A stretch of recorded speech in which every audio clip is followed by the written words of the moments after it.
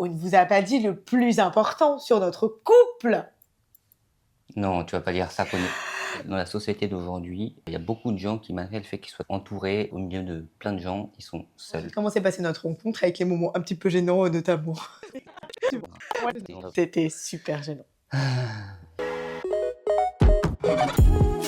Salut à tous! Alors aujourd'hui on se retrouve pour une vidéo un petit peu spéciale étant donné... Hello à tous! Alors aujourd'hui on se retrouve pour une vidéo un petit peu spéciale étant donné que je suis enfin accompagnée de... mon chéri! Aujourd'hui, nous sommes munis de nos petites boissons. Alors, moi, pour info, je ne bois pas du café, je bois de la chicorée, donc c'est une chicorée latte. Je sais pas comment on appelle ça, mais on va dire ça comme ça. Parce que, figurez-vous que j'ai tout le temps des carences en fer, donc je suis tout le temps obligée de faire des cures, et le café empêche de fixer le fer, donc c'était la petite parenthèse santé. Donc du coup, aujourd'hui, on se retrouve donc avec Shinmong pour faire une vidéo où on va parler un petit peu de notre rencontre, un petit peu de notre parcours aussi, avant qu'on se rencontre. Et je trouvais ça intéressant de faire cette vidéo pour parler notamment de tout ce qui était solitude, parce que c'est un sujet que j'aborde pas mal en ce moment avec mes amis. Enfin, j'ai été célibataire très longtemps avant de rencontrer Shinmong, et lui c'était un petit peu aussi le cas, donc je trouvais ça intéressant qu'on en parle, voilà.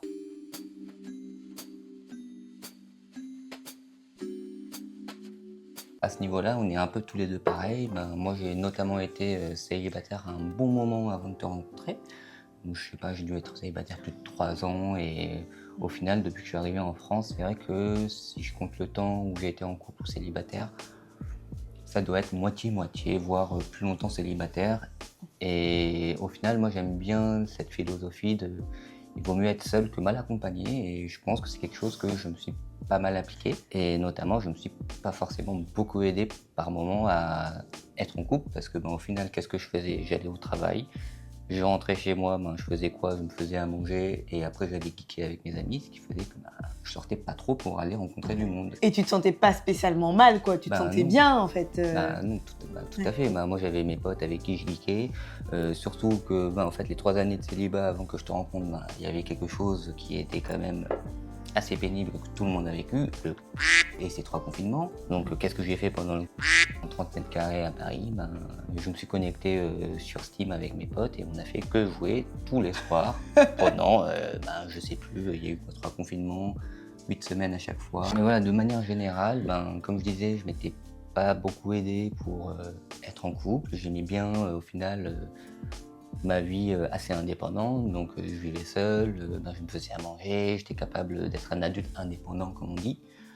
Et au final, ça s'est pas mal chamboulé quand je t'ai rencontré, et pas forcément de la mauvaise manière, pas forcément non plus de la manière dont je pensais. Parce que je suis un petit peu maniaque, c'est ça? Alors moi, je t'avoue que pour mes amis, j'étais quelqu'un d'assez organisé jusqu'à ce que je te rencontre. Mais bon, ça c'est un autre débat. Aussi, une chose, ce qui fait que en fait, j'étais vraiment dans une certaine dynamique, pas de solitude, mais dans une certaine habitude, on va dire, de vie, où au final j'avais mon train quotidien. Et au bout d'un moment, je me suis dit, en fait, mon pauvre Coco, si à un moment tu veux te mettre en couple, passer à une autre étape, parce qu'à l'époque, j'approchais de la trentaine, il fallait quand même que je fasse un effort, que je sortais à des endroits, que j'allais rencontrer du monde. Et je t'avoue que j'étais vraiment anti-site de rencontre. Je n'ai rien contre les gens qui se rencontrent via des sites de rencontres comme Tinder, Bumble ou autre. Mais moi, personnellement, je n'ai jamais voulu m'y inscrire. Donc je me suis dit à un moment, il va falloir que je me lance. Non, mais au début, c'est pas forcément de tout repos, parce que au final, en fait, voilà, la seule différence entre quand tu fais un date avec quelqu'un que tu rencontres via ton cercle d'amis ou une application, c'est juste que tu as juste une petite appréhension au début, parce que moi je suis un peu parano. Je sais pas si c'est vraiment la vraie personne avec qui tu as parlé qui va être là, qu'au final le feeling peut être différent entre ce que tu écris et quand tu rencontres la personne. Mais au final, je t'avoue que sur Tinder, ça n'a pas pris. J'ai eu quelques dates, j'ai eu 3 ou 4 dates avec des personnes différentes. J'ai jamais eu une seconde date, ou c'est jamais allé plus loin, ou sinon la discussion elle se mourait toute seule. Toi, au final, c'était là où je me disais que c'était bizarre, parce qu'au final, j'ai eu un date avec Bumble, et aujourd'hui, j'ai fiancé. Alors moi, de mon côté, je rejoins aussi sur pas mal d'éléments. Notamment, moi c'est surtout, j'étais un petit peu geek. C'est-à-dire que j'ai toujours été quelqu'un qui jouait beaucoup, passait beaucoup de temps sur les internets, etc. Donc j'ai... sur les internets. Et j'étais plus quelqu'un qui était à faire mes trucs de mon côté. Bon, après, ça dépend peut-être des périodes de ma vie. Il y a une période aussi, je sortais pas mal faire la fête quand j'étais un peu plus jeune, mais il y avait toujours des moments où j'allais me retrouver seule avec moi-même, vivre un peu mes moments un petit peu à moi. Et notamment, moi, quand je suis arrivée à Paris en 2016, c'est vrai que j'étais super contente d'être indépendante, d'avoir ma vie, d'avoir mes petites routines, etc. Je commençais vraiment à apprendre à aller au cinéma toute seule, aller au restaurant toute seule, aller me boire un verre toute seule. Et vraiment, je me tapais mes meilleurs voyages avec mes potes, quoi. Enfin, vraiment, avec mon meilleur ami, on s'est fait un voyage, on est parti en Thaïlande, rejoindre un de mes autres meilleurs amis en business. Voilà, je me suis tapé mes meilleurs voyages. J'ai réalisé mon rêve pour mes 30 ans aussi, de partir au Japon avec mes meilleurs amis. Et après, tu finis avec un Coréen. Ah là là. Et à la base, voilà, j'avais quelques relations un petit peu insignifiantes par-ci par-là qui n'ont pas vraiment compté, même si je respecte toutes les relations que j'ai eues par le passé, sauf une. Je pense savoir laquelle dont tu parles, mais bon, on va pas forcément en parler là. Non, on va pas en parler là, mais tout ça pour dire qu'il faut pas diaboliser en fait son passé. C'est pas moi. Non, mais il faut pas. Enfin, moi je suis pas dans le mode je diabolise le passé, pas du tout. Ce que j'ai vécu, je l'ai vécu, et au moment où je l'ai vécu, c'était très bien. Ça m'a apporté son lot d'expérience, on va dire. Si on fait le calcul, j'ai beaucoup plus été célibataire qu'en couple. Un peu comme lui, hein, donc je me suis retrouvée donc célibataire, encore une fois, au max de mes capacités, au top de moi-même. Et là, je vais boire un verre avec une copine qui se reconnaîtra. On a bu une bière, elle était sur l'application de rencontre et j'ai dit mais arrête avec cette application, tu n'arrêtes pas de rencontrer des cas sociaux, genre mais arrête quoi. Et je lui ai dit, j'ai un pote qui m'a parlé de Bumble. Il m'avait dit Bumble, c'est Tinder pour les CSP+. Il m'avait pas dit oh oui non c'est la fille qui fait le premier match. Non, c'est Tinder pour les CSP+. Je fais ok, donc je dis ça à ma pote en question, donc va regarder sur cette application là. Je lui dis ça et elle me rétorque je m'inscris si tu t'inscris. Donc, on s'est retrouvés à s'inscrire sur l'application. Donc, je me suis inscrite sur Bumble. Et très franchement, j'avais zéro attente. Parce que pour moi, en fait, Bumble ou pas Bumble, c'était des cassos. Tout le monde est cas sociaux. C'était vraiment genre... Je t'avoue que moi aussi, j'avais plus aucune expectation, comme on dit. Parce que au final, sur Tinder, j'ai eu mes 3-4 dates sur l'espace de plusieurs mois. Et vraiment, c'était... des fois, t'es là en mode... Le désert de Gobi, quoi. Ouais, un peu comme ma barbe, inexistante, mais franchement, j'avais aucune attente quand j'étais sur Tinder, et puis Bumble, j'ai essayé comme ça. Normalement, en fait, on m'a fait découvrir Bumble en me disant que voilà, c'est une application où le système est un peu différent, qu'au final, c'est la fille qui fait le premier pas, donc voilà. Si t'as un match et que la fille vient me parler en premier, c'est que quand même tu l'intéresses un peu plus que la moyenne, on va dire. On a eu le match et après il y a eu plein de petites histoires sur notre premier date et plein d'autres choses en fait qui font que au final ça faisait plein de coïncidences qui s'enchaînaient. Et du coup, qu'à un moment il y en avait trop, je me disais non mais là il y a un complot, genre c'est pas normal. Ça, c'est mon truc des complots, normalement. Ah oui. Donc... Moi, je suis sûre que c'est un acteur. Et sûr, c'est un acteur, c'est sûr. Non, mais t'es un acteur, c'est pas comme moi. Et ça, c'était un petit peu le background. Et en tout cas, pour moi, ça a toujours été important d'être, comme tu disais tout à l'heure, je préfère être seule qu'être mal accompagnée. Ouais, mais grave. Mais qu'est-ce que tu fais? Je goûte ta boisson. J'ai fini la mienne.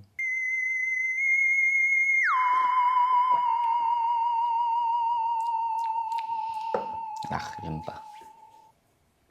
Non mais je suis d'accord, et puis au final c'est assez représentatif de comment dans la société d'aujourd'hui il y a beaucoup de gens qui, malgré le fait qu'ils soient entourés au milieu de plein de gens, ils sont seuls. Et cette solitude au final c'est quelque chose qui est difficilement supportable, sauf pour des gens peut-être un peu comme nous. Au final, moi j'avais l'habitude d'être seul, et comme je disais, tu es un peu entré dans ma vie en chamboulant une certaine routine, mais au final pas d'une manière si brusque que ça, parce que en fait on avait quand même beaucoup de points communs, malgré le fait qu'aux premiers abords on a l'air d'être des personnes de milieux complètement différents, déjà de lieux complètement différents, parce que pour l'anecdote, moi j'ai pas du tout grandi en France, j'ai grandi dans une île pas loin de l'Afrique, à Madagascar, et c'est que à mes 18 ans que je suis venu en France. Donc déjà culturellement, il y avait certains attraits de la culture française que je n'avais pas forcément. Et puis moi, je pense que toi aussi, tu as quand même le fait que, je vais te laisser en parler plus en détail, mais voilà, tu as aussi ce côté multiculturel que tu as, qui parfois, ça vient pas causer un problème dans notre vie en France, parce que la France reste quand même un pays très multiculturel qui accepte toutes les cultures. On peut rencontrer tout type de personnes, et moi j'ai eu la chance de rencontrer la personne qui me convient. Oh.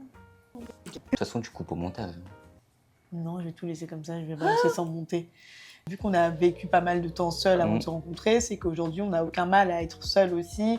De chacun de son côté. Et moi je suis désolée, même si en fait on dit qu'on est en couple, on est machin, je sais pas quoi, en fait on est tout le temps seul. Enfin, je suis désolée, ça peut paraître un peu dur ce que je dis, mais en fait si on n'apprend pas à être bien seul, on va pas être bien avec quelqu'un d'autre. Enfin, je veux dire, c'est pas parce que quelqu'un est un mètre de nous qu'on n'est pas seul, on est seul avec nous-mêmes. Et en fait, il faut apprendre à se connaître suffisamment pour justement réussir à être en phase et en harmonie avec soi-même, à faire des choses qui nous plaisent et à connaître ses limites, enfin à se connaître bien seul avant de se mettre avec quelqu'un. Enfin, je veux dire, moi, aujourd'hui, j'ai mes passions, il a ses passions, mais il n'y a rien qui nous empêche d'avoir aussi nos passions en commun. Mais avant tout, on est deux individus à part entière, quoi. Oui, et je suis complètement d'accord, parce que bon, c'est pas parce qu'on s'est mis en couple après avoir été seul un moment que, par exemple, tu disais tes passions que tu peux avoir à côté, mais en fait, c'est pas pour autant que tu les as arrêtées, c'est pas pour autant que moi, ce que je faisais à côté, comme le taekwondo qui est en partie responsable de mon état aujourd'hui, mais en fait, je n'ai jamais arrêté de faire du taekwondo à côté parce que je me suis mis en couple avec Jacqueline. Bon, j'ai peut-être arrêté la guitare acoustique parce qu'elle aime pas le bruit, mais ça, c'est un autre sujet. Non, mais ça, je déteste, c'est pas possible. Oh mon Dieu, quelle horreur. Je te dis que j'achèterais une guitare électrique à la place. Ouais, on n'a plus la place, là. Quoi? Avec toutes tes boîtes à chaussures là-bas, là? C'est trop cliché. C'est trop cliché. J'ai essayé de me lancer sur YouTube après l'avoir rencontré, donc, et Dieu sait que ça prend du temps, parce que je passe mes week-ends à monter. Enfin, vraiment, la partie la plus courte, c'est le tournage au final, et la partie vraiment la plus longue, c'est le script, et derrière, alors le montage, et non, le pire, c'est les miniatures, je crois. Les miniatures, c'est motif de... pas de dispute, parce qu'on se dispute pas à cause de ça, mais... c'est genre, ils voient que pour moi, c'est un motif de dépression, quoi. Genre, je suis en PLS à chaque fois que faire les miniatures, ça me prend des milliards de siècles. Et franchement, c'est le pire truc. Bref, ça me prend du temps de ouf, ça me déprime. D'ailleurs, idée de cadeau d'anniversaire. Donc, ceci est un message pour mes amis qui regardent cette vidéo. Quelqu'un qui fait des miniatures. Un miniamaker. Ouais, un miniamaker, Je ouais. ne savais pas ce que c'était avant qu'elle se lance dans YouTube. En étant à côté d'elle, ça m'a permis de voir un peu... tout l'univers et tout, en fait, toute la partie cachée de l'iceberg, comme on dit. Mais ça me permet aussi de kicker avec mes amis quand on est en train de monter ou faire autre chose. Donc, moi, ça me va. Comme on disait, vu qu'on a l'habitude d'être seul, moi, je lui ai dit, c'est pas grave, si tu me laisses seul, je sais très bien m'occuper tout seul. Donc voilà, pour ce qui va clôturer pour moi le chapitre sur la solitude. Solitude / avant qu'on se rencontre.